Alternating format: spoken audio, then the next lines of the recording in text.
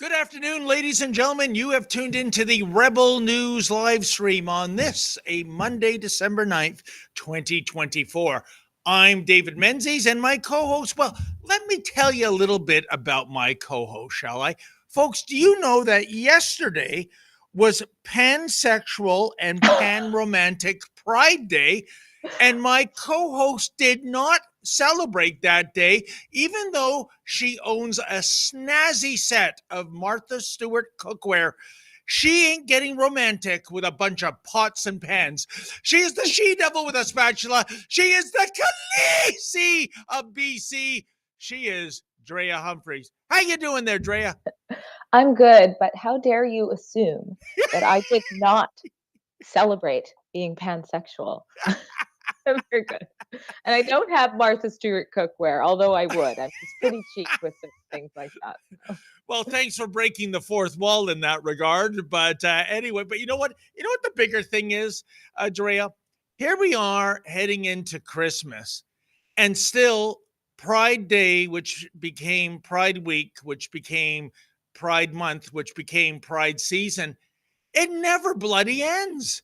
you know, all scattered throughout the year, there's something like pansexual and pan romantic pride day. And let's not forget Trans Remembrance Day. I think that's on November 20th. And then there's Trans Visibility Day. Hey, how about Trans Invisibility Day? I'd subscribe to that holiday. I counted maybe 6 months ago, and we were at 23 days and counting. That's in addition to Canada's so-called Pride season, right? The whole summer is apparently our Pride season. It's on our nation's website. So, yeah, I It, don't think it's it's ending anytime. amazing. Talk about the tail wagging the dog. Less than 2 per. Oh, there's even a whole thing of it. Jeez. There's less than 2% of the world population are part of that community. And yet, the way I look at it, Drea, what do we do for Remembrance Day? Basically 1 hour on November 11th, right? And then it's over. And think of the sacrifice of those people and our veterans who are still enlisted versus what we have to get up and you know, that's the thing. It's not about you know, acceptance and tolerance. It's about affirmation. We are going to get up on an apple crate and say, we really believe what you're doing is fantastic. And if we don't, you are a hater, a bigot, a transphobe, and there will be blood. We'll go to a human rights commission and ding you for money for being insensitive. We are now in what Jordan Peterson Warden is about, compelled speech. You will say this or else. And there's no pride in that in my book.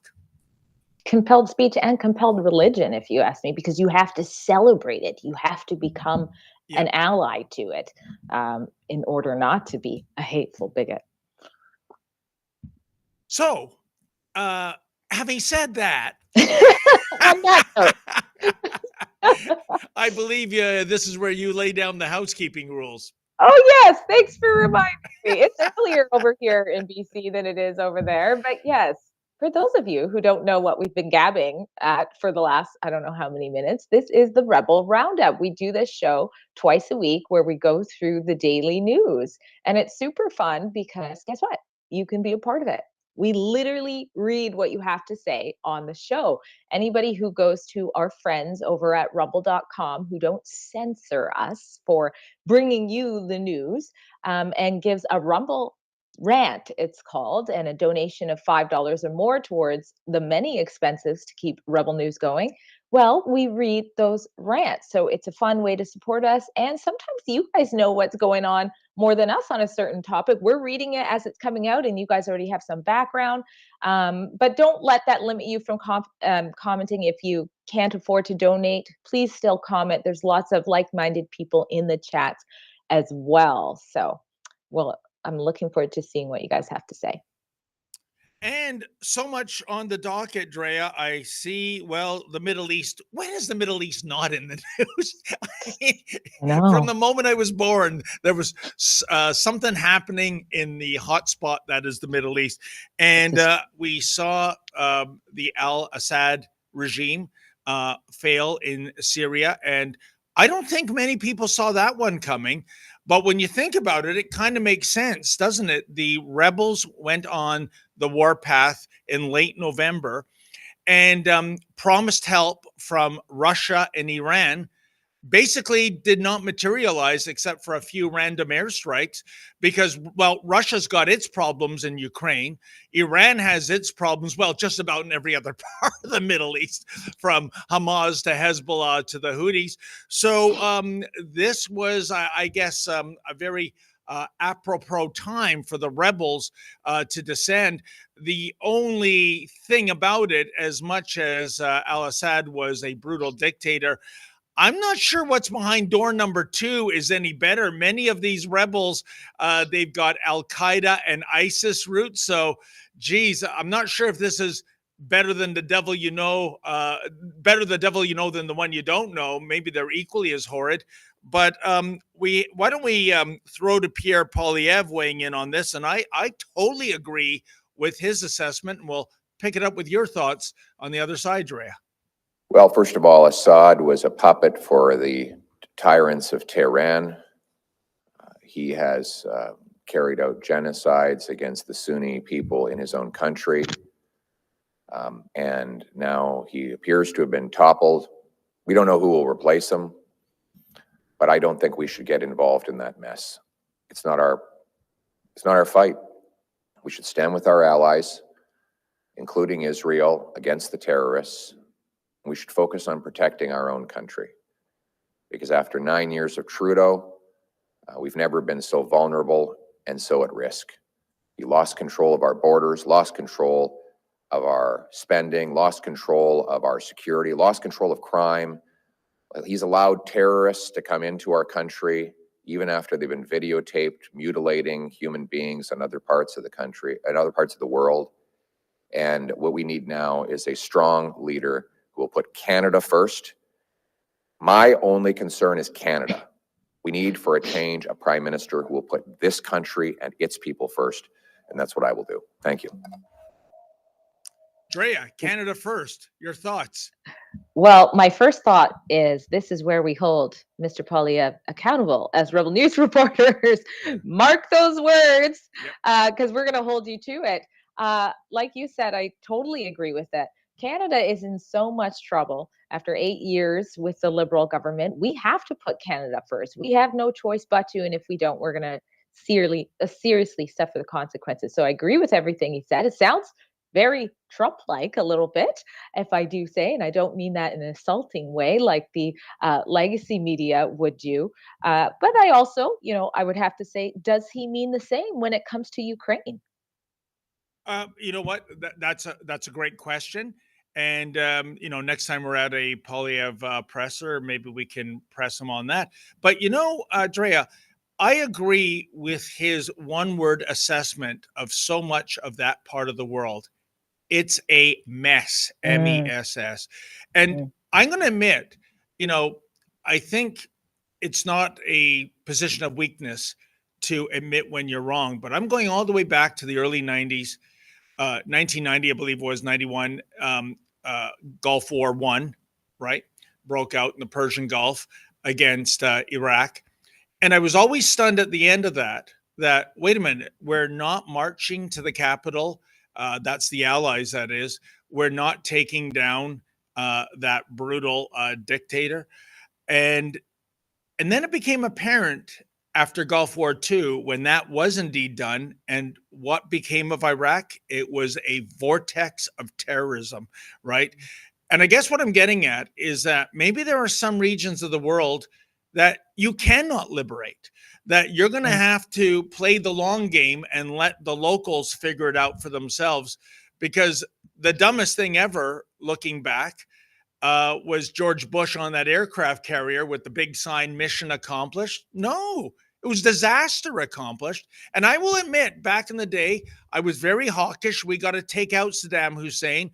And my goodness, in comparison of what took root there, that guy was a Boy Scout. So the idea of going in to another mess, in the words of Pierre Poilievre, to fix something that I think is unfixable, and by all indications, we're going to have a quasi-Islamic state terrorist kind of regime taking control.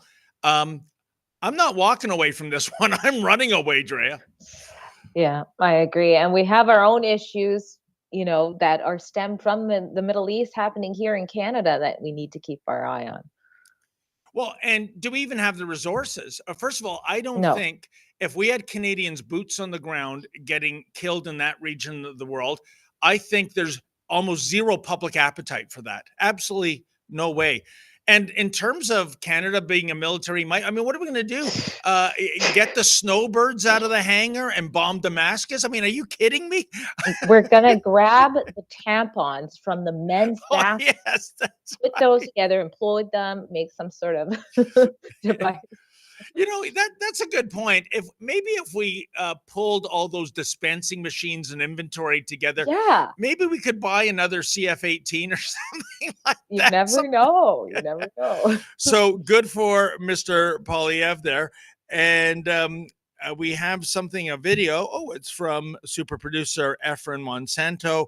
Supporters of the rebels that toppled Assad's regime in Syria just hours ago celebrate in Mississauga, Ontario. Yeah, I Mhm. guess would that be near the Gaza Plaza? There's that diversity in organ in play for you. But why don't we take a look at that video?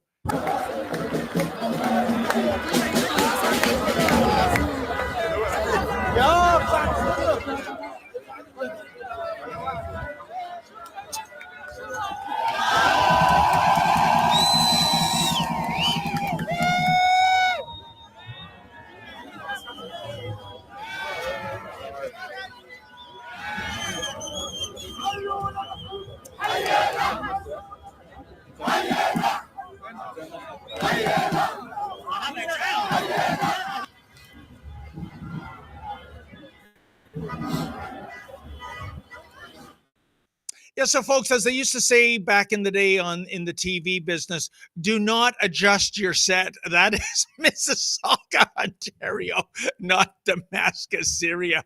Wow, quite a display.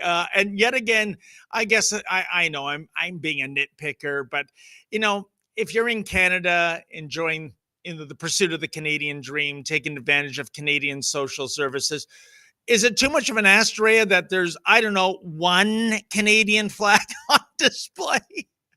That's the thing. I would like to see some more Canadian flags, but I'm Canadian. I like the values that we have here, so perhaps that's the difference. But it looks like there's a lot of blocking going on there. I couldn't help but see cars just standing still in the lot and wondering, hey, where are the police and their horses?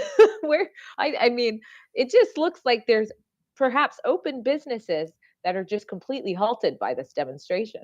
Oh, don't worry, Dre. I'm sure Fraulein Freeland is right now freezing the bank accounts of every Yeah, participant there. you're Not. right.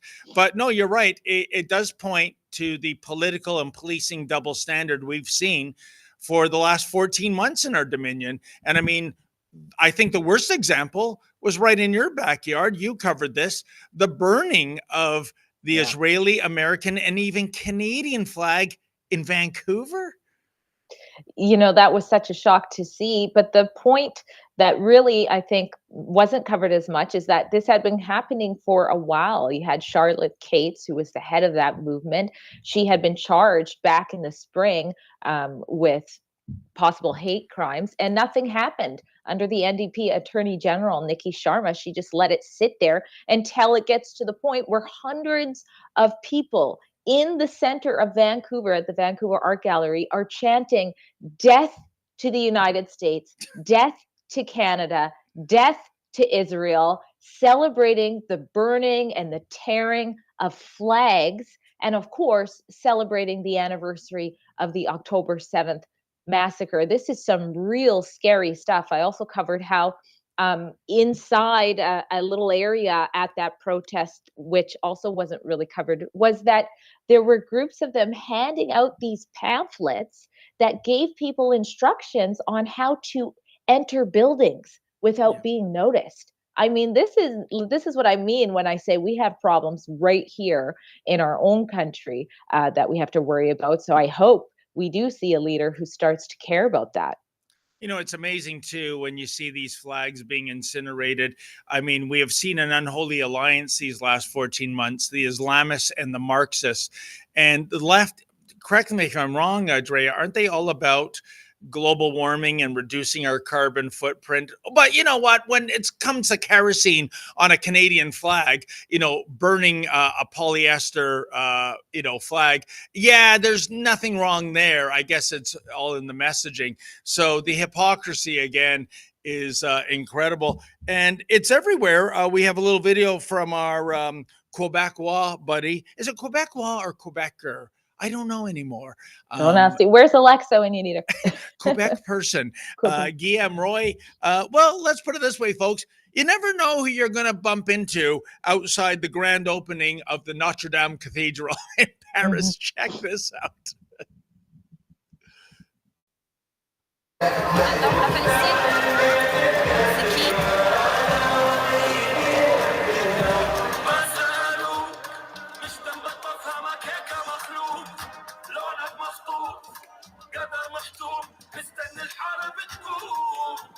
شايل هم منك ما تقوم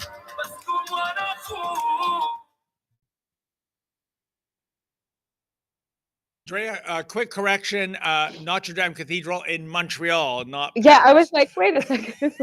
But yes. I just assume Guillaume, usually they're like a matched pair, aren't they? Guillaume and Alexa Lavoie. I Yeah. just assumed he was over in Paris with Alexa. But no, that was indeed Montreal. Mea culpa, folks.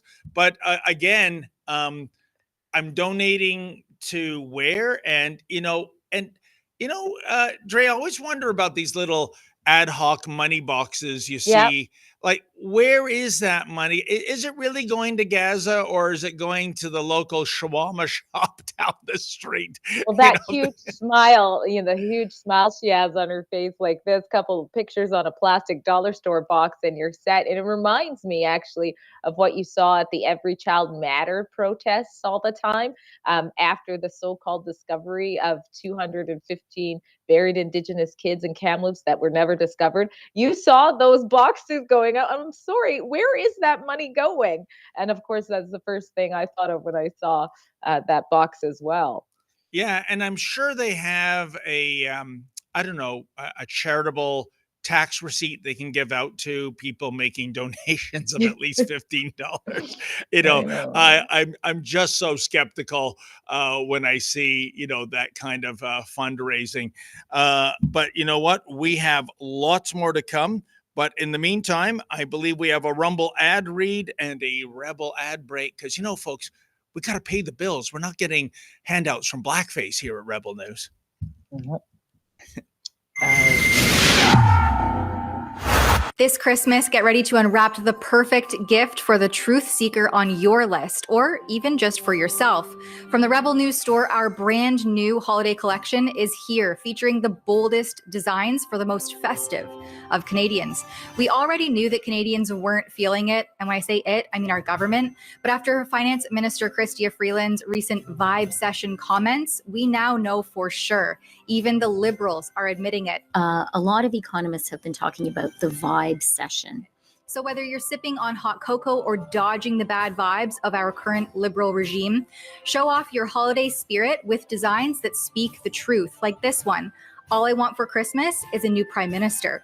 And don't miss out. Use code REBELXmas for 15% off of your total order, because it's time for some new vibes this holiday season. So shop now at rebelnewsstore.com. Use coupon code REBELXmas for 15% off of your order. From all of us here at the Rebel to all of you at home, a very Merry Christmas and a Happy New Year.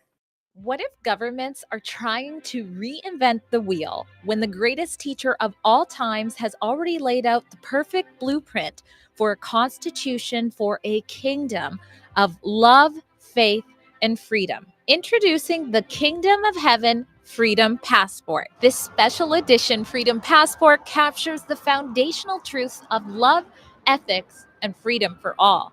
It's a powerful reminder of Jesus' call to love one another and to be part of something bigger that you can carry with you every day. Join the movement, share the truth, and spread the love with your family and friends. Get your Kingdom of Heaven Freedom Passport at freedompassport.ca. And right now, all orders in North America come with free shipping and a free downloadable song with every purchase. Well, there you go. I gotta say, you and Tamara Ugolini, you just look so good in those Rebel ads. Far better than I looked in those wrestling talks. They're such fun. There's so much. Oh no! Oh, you just want us to talk about how good. Show a little bit of David, maybe without the sound. But Tamara pointed it out in our meeting. I will get to the ad, but Tamara pointed out in our meeting, she said, you know what, David, you look really good. Like you've lost a lot of weight and you're getting fit. So he's throwing to this so that I could say that. I don't know if we could show it at this point. There, look at David Menzies now. What has happened? No, Drea, you forgot the other part of Tamara Ugolini's sentence was you look really good for somebody in their 60s, I believe was the word, right? So that's kind of a benchmark, right? By the way, that tank top was $19, Drea. Do you think I can expense that, or what do you think? That's definitely not in the budget. I joked around. I said, all those arrests are making you prison fit now. Yeah, because we know what happens to you if you can't run away fast enough in the big house, don't we? Oh, let's hope we don't find Anyway, Anyway, so I do have an ad to read, like you said. We gotta keep the lights on here. Yeah. But also, I just want to point out one thing that newcomers do very well is they support themselves. They support their family, their community, their extensions, and that's what we got to do with our own tribe. So take a listen to these companies that are partnering with Rebel News. You know they're like-minded. You might as well support them. And this is special to my heart. For the Kids Guide with President Trump, it'd be nice if I could read. I just totally butchered it. But with President Trump's historic victory, I need to ask parents to please listen up. Now that President Trump is heading back to the White House, he said he wants to teach our kids to love our country. And the best place for them to start is to learn all about President Trump and his vision for America in his second term. That's why Mike Huckabee's team put together the Kids Guide to President Trump. And to celebrate President Trump's victory, they've given it away for free. With fun illustrations and easy to follow content, this important guide teaches kids all about President Trump's accomplishments, which you will not hear in school. You'll hear the opposite, of course, during his first term, and it helps kids understand his goals for his second term. Mike Huckabee wants to send your family this free guide so you can teach your kids the truth. But please hurry because supplies are limited. To claim your free kids guide to President Trump right now, just visit kidstrumpguide.com. And it's free. So come on. And it's going to push back against what they're going to be taught about Trump for sure. How can you lose? But did you just say before your read there, Drea, that kids are the future? And I think there's even a Whitney Houston song, Children Are the Future. Yeah. Do you really believe that children are the future? I do, and it's scary. It used to be a good thing. Now I'm not so sure. We have to really focus on that. I absolutely believe there. Children and AI. So there's that. I don't know. I weigh in on the hovercraft. I think that's the future. But anyways, I've been wrong on that bet every decade of my life.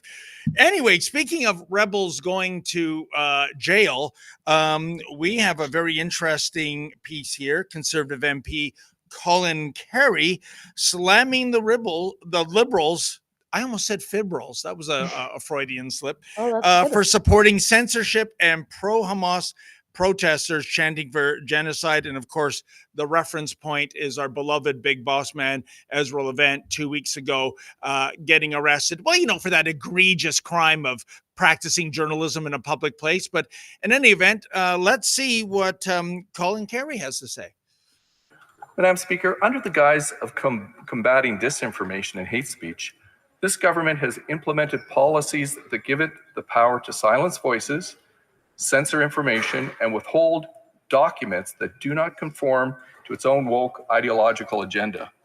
And this censorship is spreading across Canada through our institutions, not just here in the House of Commons.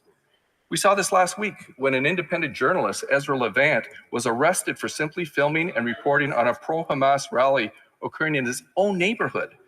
Instead of arresting provocative pro-Hamas supporters who spewed hate, celebrating genocide while chanting from the river to the sea, an independent member of the press was arrested for simply doing his job, arrested by the very police who have sworn to protect his charter rights. Madam Speaker, and we wonder why Canadians are questioning whether or not this is the country they grew up in. When a Jewish man gets arrested by Toronto police in his own neighborhood while supporting a vigil for families whose loved ones were massacred and kidnapped on October the 7th, while members of the hateful mob are allowed to continue their mockery of the victim's suffering, we have to ask ourselves why the government condones this hateful behavior and censors first-hand accounts of cruel anti-Semitism and supports police who discriminate. When governments and our institutions condone this behavior, it is as if it gives a stamp of approval, and that definitely is not okay. Oh, well said, Mr. Kerry. Your thoughts, Drea? Yeah, it's nice to see that. I mean, how many things have happened to us as we bring the other side of the story? You, of course, many times, and it gets completely ignored. So as sad as the occasion is, I am happy to see that. Um, the two-tiered society is what we keep seeing over and over being replayed, and that's what he's pointing out, this two-tiered policing system. That's why we did those sort of journalistic missions. The first where we came out after your arrest, on that intersection where we came to stand with David, and then little did we know we'd be there 2 weeks later to stand with Ezra and take back our seats. It's important to push back. I'm so happy that people actually came. A lot of people drove from, if you haven't seen the reports yet, you should, but a lot of people drove a couple of hours to come and stand there and take back the streets for all Canadians. That it's You should be allowed to go there, practice journalism, or just be a citizen and stand on these sidewalks.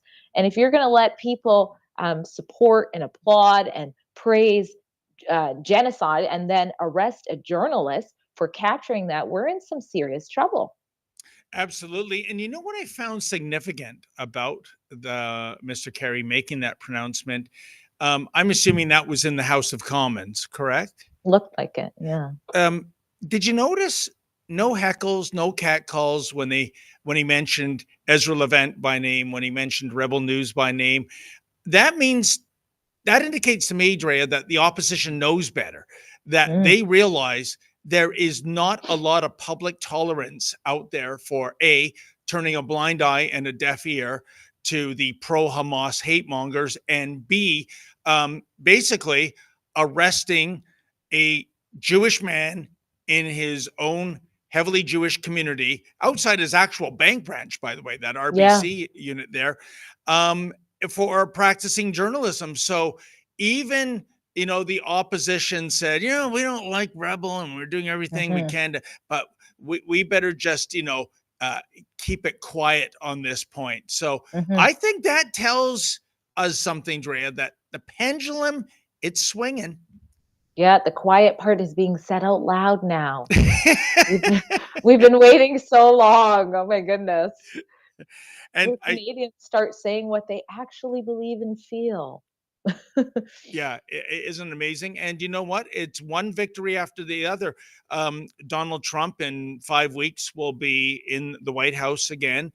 And, the very top story we had of the fall of al-Assad in Syria, all the dominoes are beginning to fall, aren't they? Hezbollah, the Houthis, Hamas. And mark my words, folks, I truly believe early in the new year, the really big domino to fall is going to be Iran. They have overextended themselves, funding all these terrorists.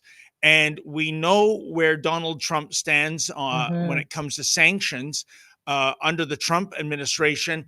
The U.S. boot was on Iran's neck. It was essentially a failed bankrupt state. And then the Biden administration came in, decided not to enforce the sanctions. And suddenly Iran was a multi-billionaire yet again. And look what it used its billions on to, promote hate, death, terrorism. Absolutely despicable. I really believe starting next year, it's the beginning of the end for that regime. And speaking of regime change, if you believe the polls, and I surely do, Drea, I think come next fall, it is a Pierre Poilievre majority government. So step by step, there are wins, for normalcy, for people who are anti-woke, anti-political correct, anti-rainbow mafia. It's just happening, and I couldn't be happier. This is my Christmas present to last. Yeah, the cognitive dissonance is going to be something hard to handle. But you're right. Usually they say, don't look at the polls too closely. But in British Columbia, in our election that just happened, boy, were they pretty accurate. They showed it was going to be a neck and neck race, and they weren't lying. I think the polls are pretty accurate, but you can also feel it. Put the polls aside. I don't know how your family is or your friends are. I can just feel it with my, typical liberal voting ones. They don't like Trudeau anymore. His time is done. They're ready for change. Everything costs too much. Everybody's divided. Everybody's angry. People are done with Trudeau. Yeah. And, our boss, Ezra, he made mention of this the other day. Even liberal pollsters like David Coletto, he is a liberal. He is not reporting polls like the one you just saw with any kind of glee, but as a pollster, you want to be accurate, otherwise you Yeah. have no credibility. But he said something very profound. It's not a matter of Canadians are tired of Trudeau. It's not a matter of Canadians hating Trudeau. And we can feel the hate when we go out to demonstrations, Adria. It's a matter of they've tuned out. So Trudeau's throwing everything, against the wall. Carbon tax rebate, nah, don't care. A GST tax holiday for 2 months, don't care. Nothing is resonating. Yeah. It's time to go, but it seems that Trudeau's the only one in the room that doesn't realize that's the message. And he's changed. If we remember the last election, the COVID election, he really campaigned on sort of identity politics. You vote for this person because we're good, and you don't vote for them because they're bad. And he threw so many names out that people lost trust in him. I think even if they were living in fear at the time, they realized later, for example, people who were in support of the trucker convoy, they weren't the bad villains that Trudeau made this big deal about. So I think everybody's been living through this slowly and built up this resistance and tolerance to Trudeau. You know what, Drea? That's a very important point about the 2021 election, because let's go back in the DeLorean to 2015. Trudeau won a majority government. When it was 2019, it was a minority government. And then 2021 comes along. And this is kind of where the polls didn't get it quite right, at least Liberal internal polling. It showed that Trudeau was within grasping distance of a majority government. That's why you had an election called in just 2 years. It had nothing to do with this BS pronouncements. This is a historical election. We need to have a mandate in terms of our COVID agenda, blah, blah, blah, blah, blah. No, it was a power grab. He thought the time was right to go to the polls to restore his majority. And oops, even with, good Lord, Aaron O'Toole in charge, he failed to do so. So he's been obsessed with that majority ever since. That's why he has this deal with Sellout Singh for the NDP propping up the Liberals, the government. So it's a de facto majority. But he's running out of racetrack. I like Maserati Marxist. Did you hear that when Pierre Poilievre called Singh that? That's my new. That's you didn't see that? Did we show people that? Which one was this? Pierre Poilievre calls Jagmeet Singh Maserati Marxist now. Well, you know what? So we'll have to fact check that, with all due respect to Mr. Poilievre, because we know, I believe Singh owns a BMW M3. That's about 500 to 600 horsepower. The last time we saw him at a presser in North York, Drea, he showed up in a Dodge Durango RT. I believe that's a 390 horsepower SUV. By the way, all of which are fossil fuel burning. No EV, not even plug-in hybrid, folks. No. That's for us suckers. Trudeau and Singh, they want us to get a second mortgage on our house to get a car that's unaffordable and something that we don't really want, and probably doesn't really perform that well, especially on cold days. No. But in the meantime, they'll stick to good old-fashioned fossil fuel 8-cylinder engine vehicles. Drea, I can't stand the hypocrisy. It's so bad. All the gas guzzling SUVs that they go around in and stuff. Half the time they're not even in that. It's a decoy. It's bad. Unbelievable. And speaking of Notre-Dame, I see we have Notre-Dame reopening. This is the Notre-Dame, the one in Paris, folks, amid rising threats to Christianity. Oh, golly, why would that be? Anyways, let's check out this teaser.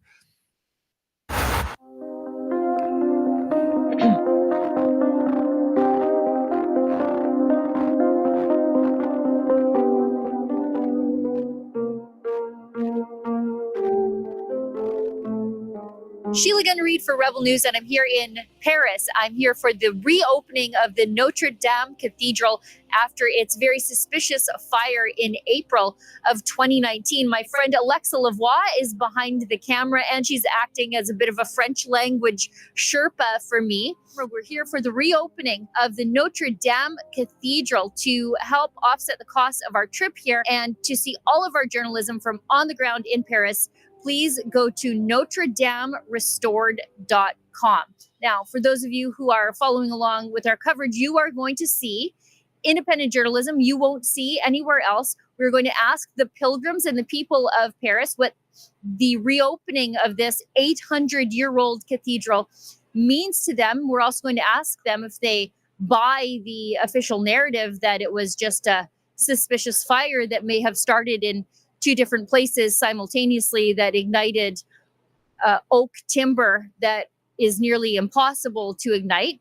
We're on our way to the cathedral. However, we can't get there because there are these anti-terrorism barricades and police everywhere. They're just lining the streets. They're blocking the streets. So for us to get close to the cathedral, we're going to have to go on quite a little bit of an 11-minute walk. So let's go.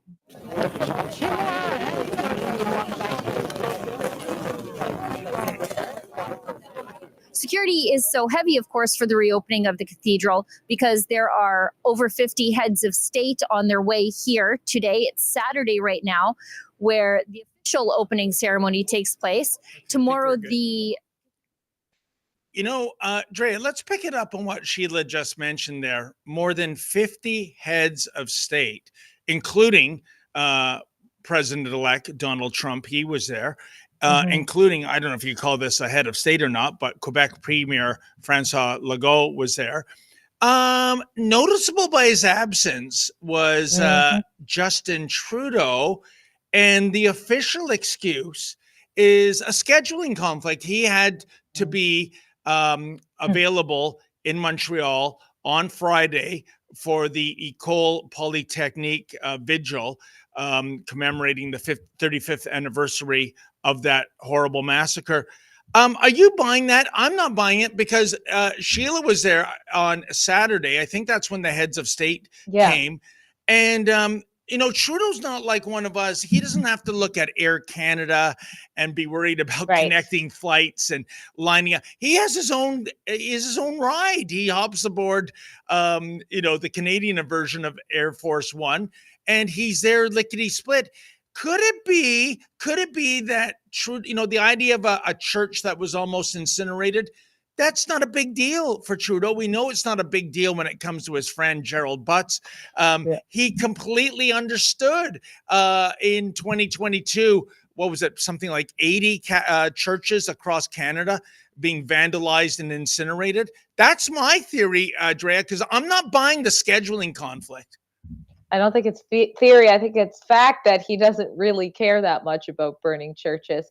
I think when he said that he understood that the church burning spree in our own country was around 20 churches, it's since gone to over 100, and I don't think he's made a comment ever since. So it's been another 80 odd some where he's been silent. So yeah, you're right. He's probably not going to fly in his private jet to go support something like that. 800 years. Wow. And to have so much history be under attack. And we're still seeing that in Canada, not the 800 years, but this whole attack on Christian, the Christian religion, the Christian values, the Christian society is widespread. Many people don't realize that for many years, Christianity has been the most persecuted type of religion in the world. And that hasn't changed for many years. And I would say it's getting worse because now it's happening in places like where Alexa and Sheila are. And of course, Canada too. Yeah, I totally believe that. I believe if, for example, there was a Muslim mosque of equal significance to Notre-Dame that had almost burnt to the ground, if there was a Hindu temple of equal historical significance. Trudeau would be there. You better believe it, and probably wearing a costume at that.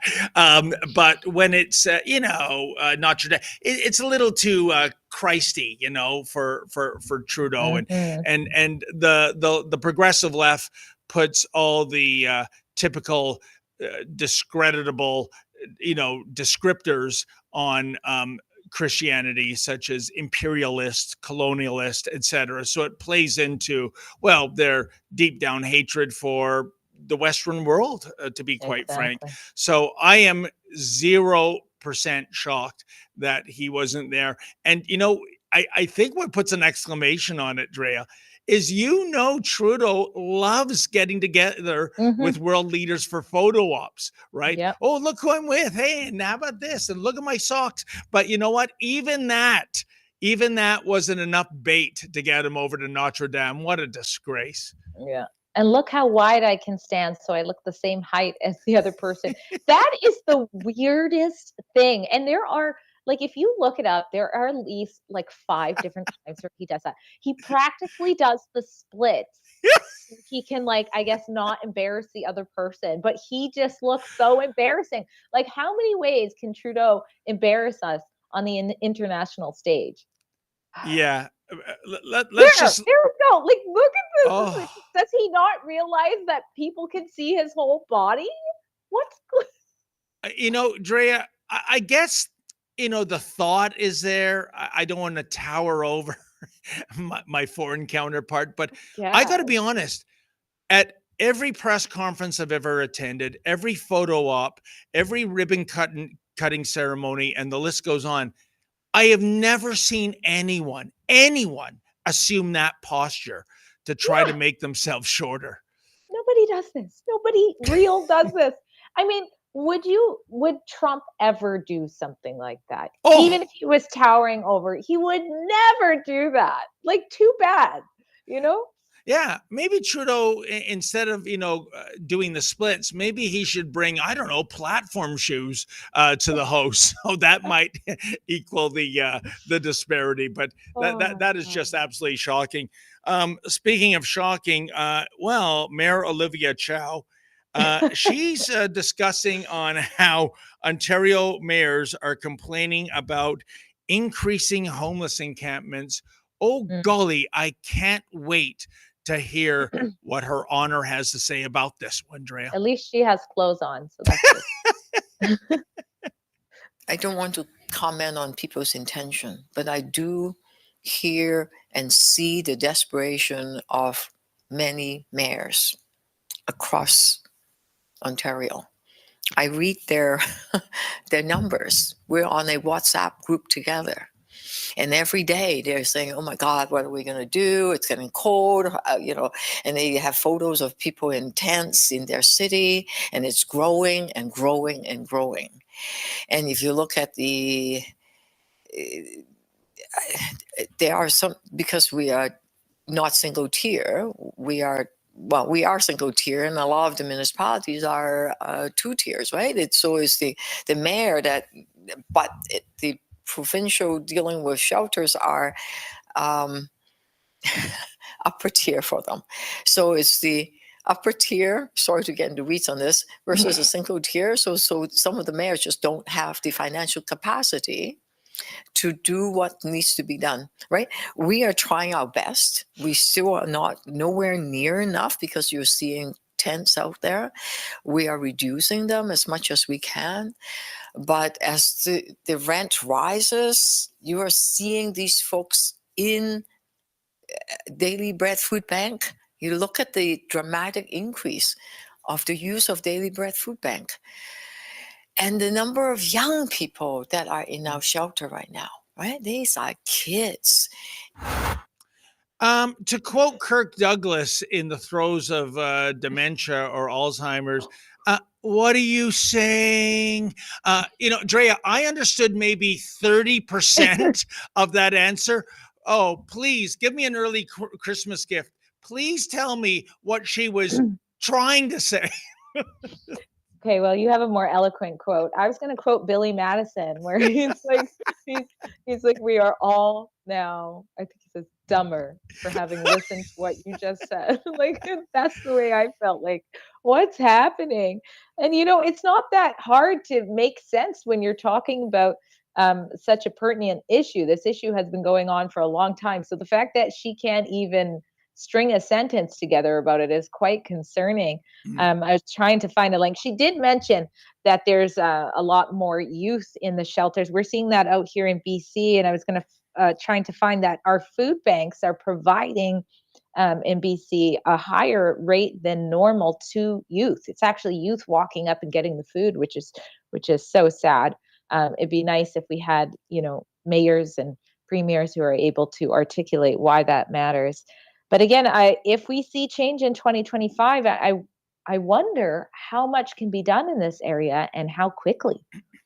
Well, Drea, you nailed it. The missing from Olivia Chow's diatribe was why? Why are we seeing this spike? And I can tell you by going to some homeless encampments, and it's truly heartbreaking, but there are, I think, the two core demographics at these homeless encampments are people who are substance abusers. Okay. The other contingent are mentally ill Mental people. health. Yeah.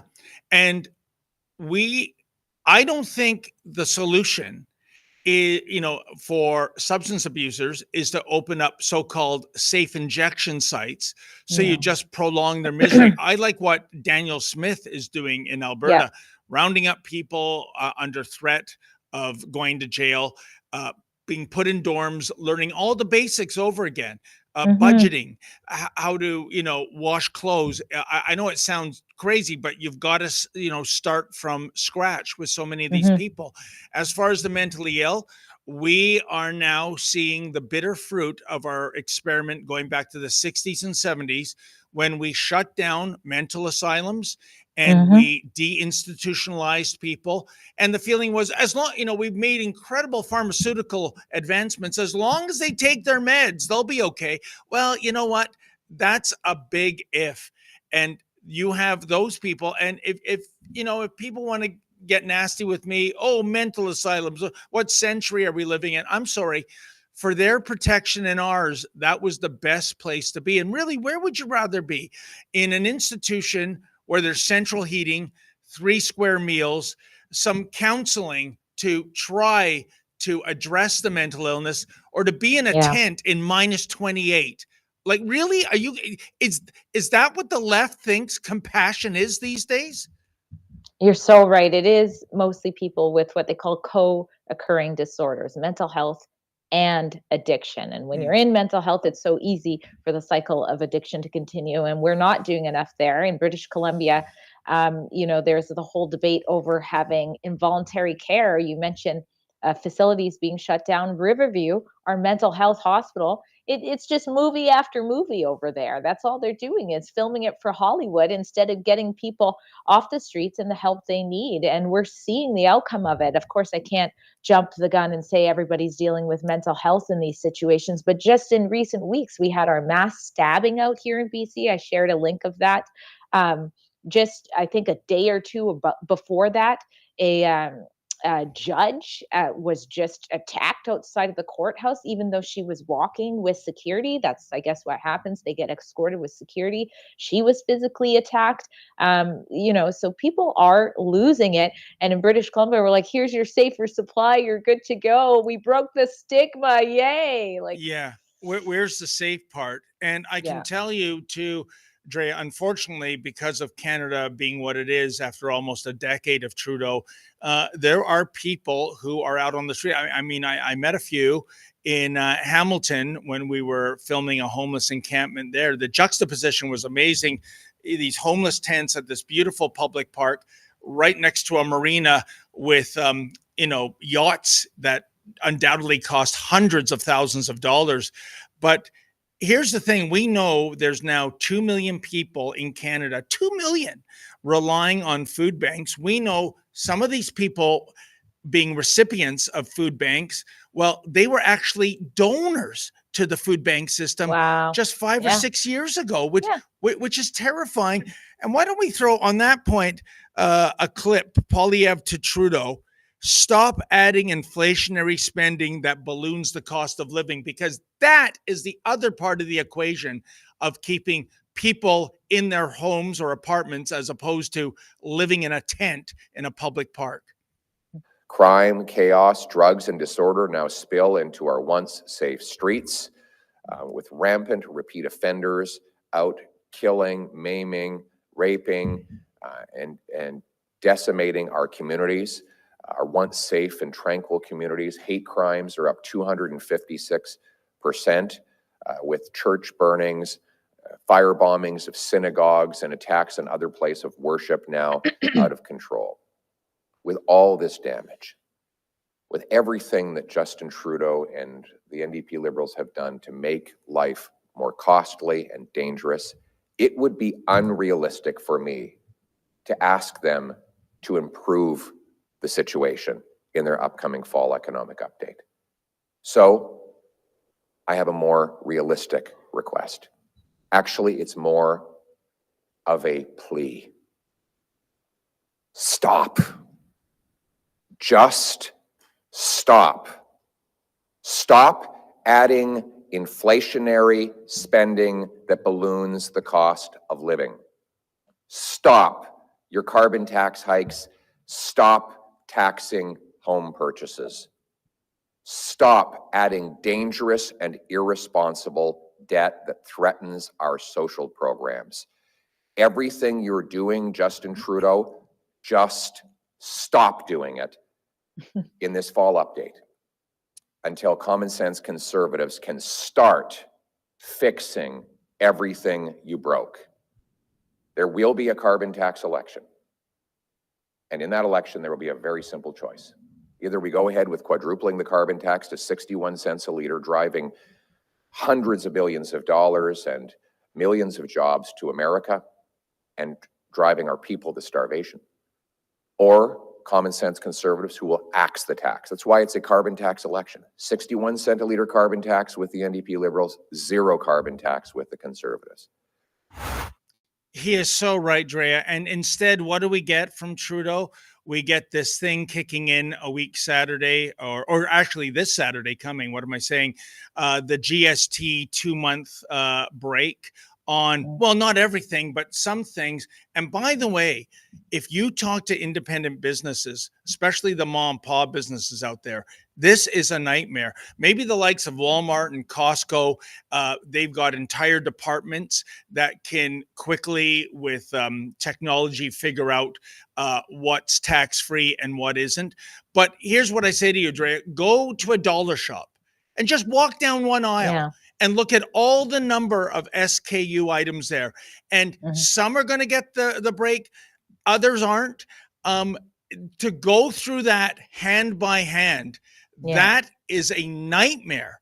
And to think that it's only temporary, so you're going to have to go through this again come February. And I honestly believe a lot of retailers, because the last thing you want to do, especially at this time of the year, can you imagine getting into an argument over 5% at the cash register over a toy or what have you? They're just going to not collect the tax and cross their fingers that they don't get 2 months from now a invoice from the Canadian Revenue Agency. Here's what you owe on GST that was never collected because logistically it was too much of a hassle. This is a stupid gimmick. And by the way, Drea, this figure came out. The average Canadian in this 2 months with this GST holiday, you're going to save $4.61. Does that even get you the grande coffee at Starbucks anymore? I mean, I haven't been there for a while. It doesn't even get you the grande tea. Like, that's horrible. Oh my gosh. What is this? Yeah, it is so bad. I think we have another ad read. This is a very interesting one. Okay. Related to 5G. So it says, I want to talk about the things that people are afraid to say out loud. Can I get an amen? Who is in control of America's nukes? It's not Biden. Meanwhile, we have Russian ships off the coast of Florida and full-blown wars in Ukraine and Israel. The world is at its most unstable point since World War II, and with nuclear weapons, the stakes are 10 times higher. How do people like you and I stay safe? Every prepper, are you guys a prepper? Let us know in the comments. Needs to have Radio Guard ACE, the only FDA approved drug to treat radioactive fallout. Only the feds had it until now. That's why Rumble partnered with 5G Free, the only company in the world that has a supply of Radio Guard ACE and the ability to prescribe it prophylactically. Get their radiation, well, I guess it's get their radiation emergency kit with Radio Guard ACE, potassium iodide, Zofran, and Geiger counter. Sorry, someone's making fun of me. I'm sure I said that wrong. There's simply no other tool in your arsenal to protect against a radioactive threat. Go to 5gfree.com, code STUDIO to save 15% and get your radiation kit now. I am a prepper. I'm a prepper. I'm going to get this. You know what? I'm open to it. Absolutely. Yeah. I think the scariest thing at the beginning of that ad read was doubt that it is Joe Biden in control of the nuclear codes. But maybe it's scarier if Joe Biden is in control of the nuclear codes. Perhaps that's a good thing. Perhaps that's a good thing for sure.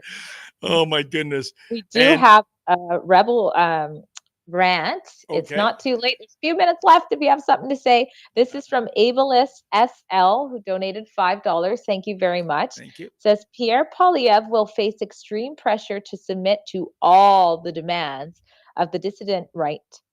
Also, the regressive left opposes mental institutions because they accurately fear they will be institutionalized. Oh boy, ableist. That might be, even though the year has 22 days to go, that might be the line of the year for 2024. Well said, my friend. Yeah, I'll tell you this, Drea. Pierre Poilievre, this isn't a one-term fix-up job. It's gonna be a generation to fix the decade worth of damage Trudeau has done. And all I have to say, and I'm not being an apologist or a Pollyanna here, but even if Poilievre keeps half the promises, this is scoring a home run, such as axe the carbon tax. I think that is a day one thing that's going to happen. Taking off the sales tax on new homes.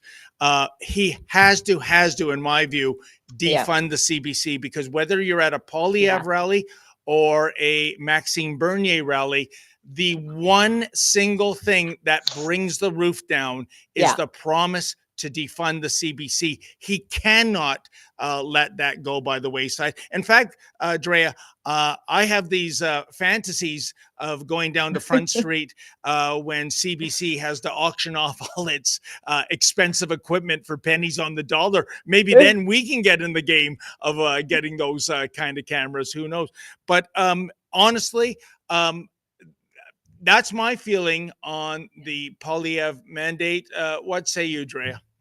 I agree. And again, Rebel News is here to hold him accountable. But you're right. No matter what, if we have to start stepping in the right direction instead of continuing to go where we are. And I don't think it's an easy job, but those promises that you mentioned, he has to uphold. And I want to see him uphold this Canada First promise that he's giving out.